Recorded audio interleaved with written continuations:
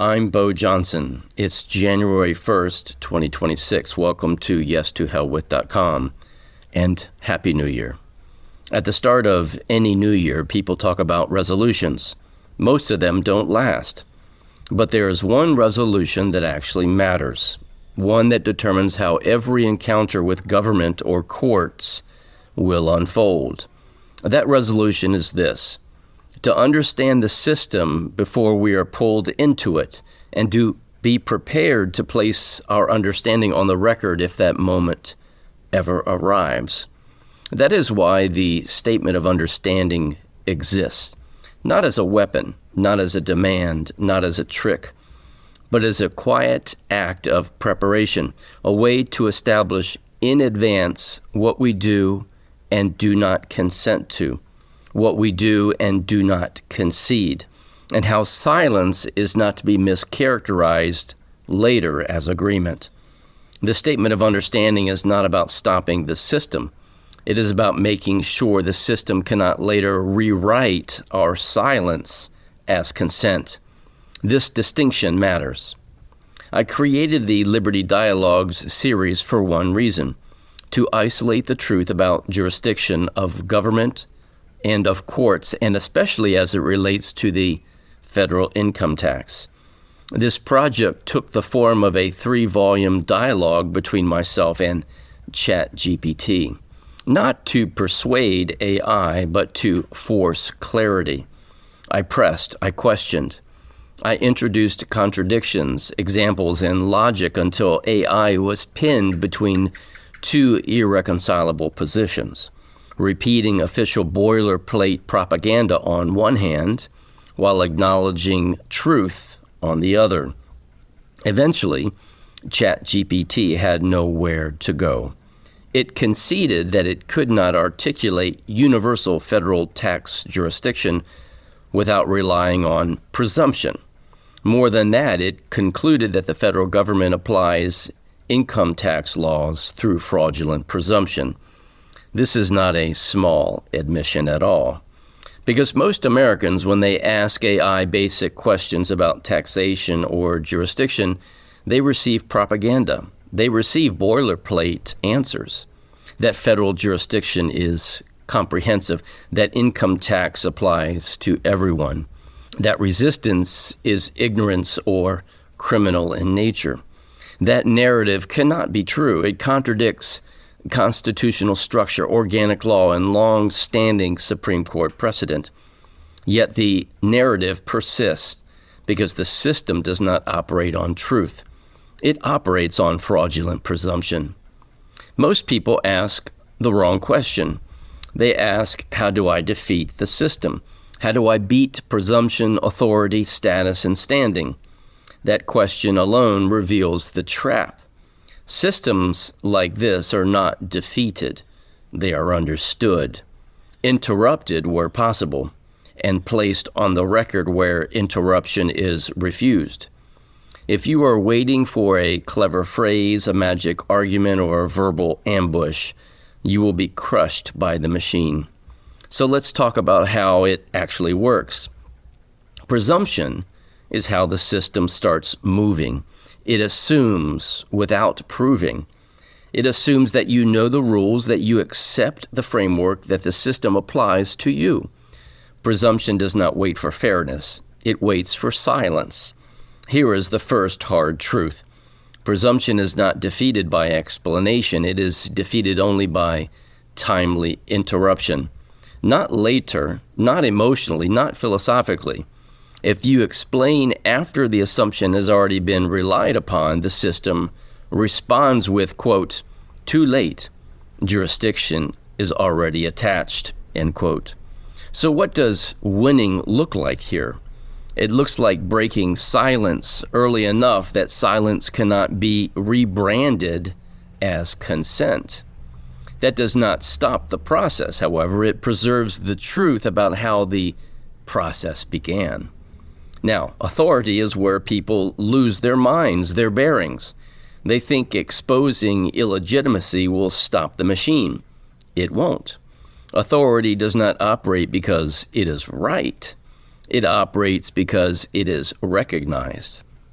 Courts do not ask, quote, are we legitimate, end quote. Agencies do not ask, quote, is this moral, end quote. They ask only one thing, quote, has this been challenged in the correct procedural posture, end quote.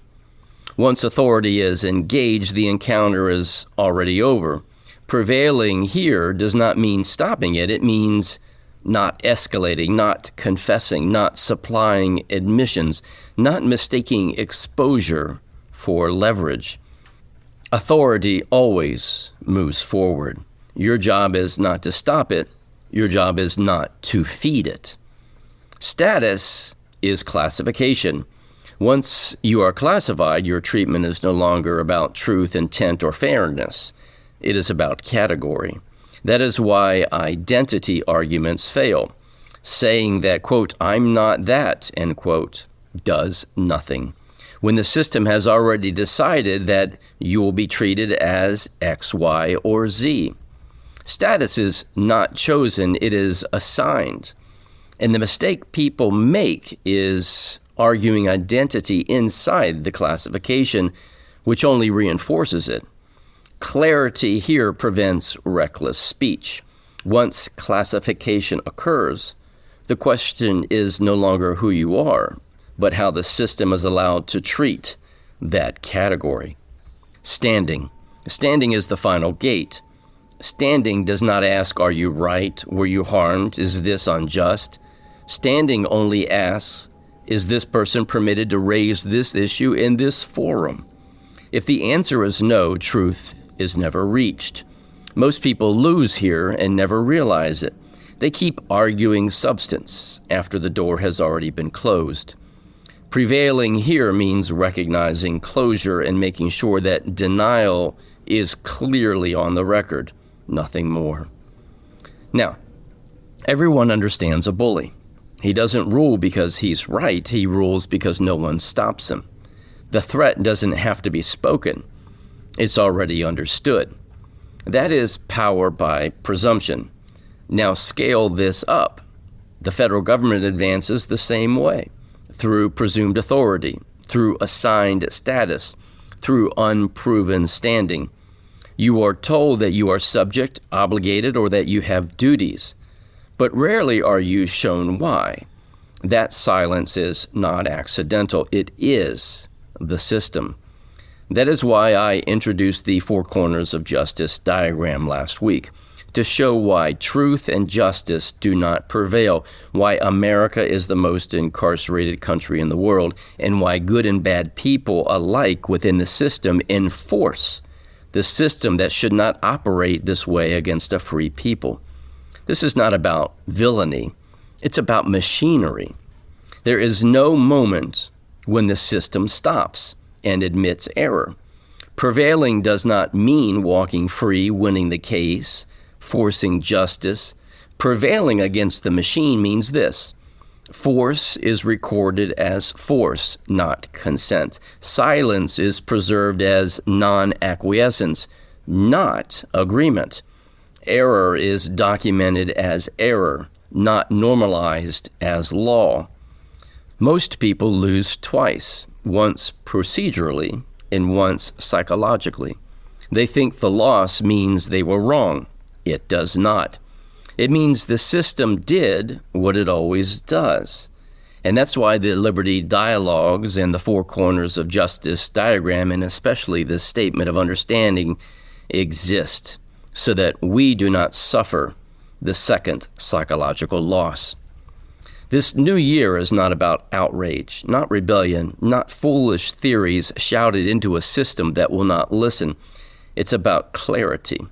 When we understand presumption, we stop confusing procedure with justice. When we understand consent, we stop mistaking compliance for obligation. When we understand jurisdiction, we stop surrendering ground that we never owed. This is not about protest, it's about posture. Seeing without fear, standing without shouting, knowing without illusion. Systems age, narratives collapse, presumptions fail under light, understanding endures. And this is where the work begins.